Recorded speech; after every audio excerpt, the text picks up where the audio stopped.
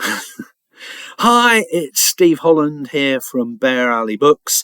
I've been asked a couple of questions about the new Beyond the Void, the remarkable history of Badger books, and so hopefully I'll be able to answer a couple of questions.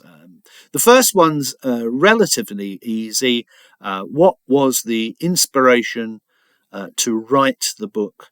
And the inspiration was a little magazine um, that I've got here, which is the Fantasy Reader's Guide.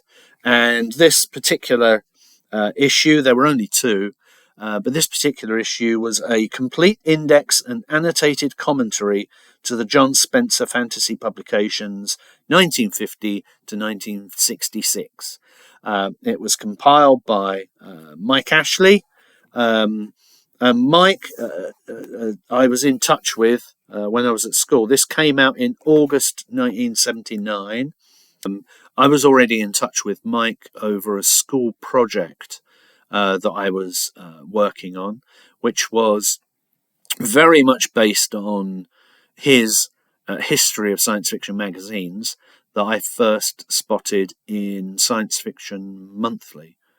The big poster magazine the New English Library put out, and then he had started doing a series of books, which for me, astonishingly, I actually bought a couple of them in hardback, saving up my pennies to buy those because I could not wait for the paperbacks to come out, and indeed New English Library never put out paperback editions of volumes 3 and 4. Mike did this little booklet about John Spencer, and it really did prove that you could tackle an area that was relatively unknown.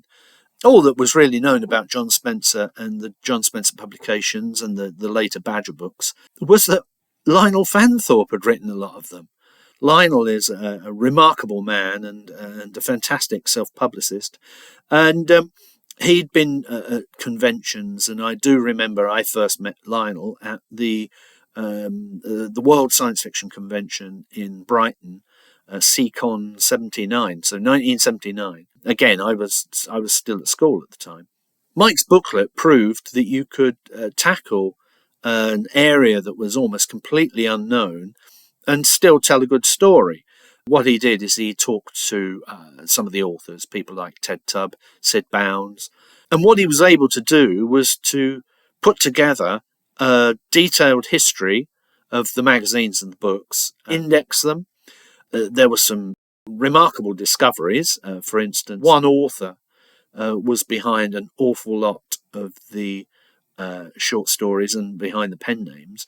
At the time, he didn't know who that was, and that was Frank C. Neller. I think they were all listed under.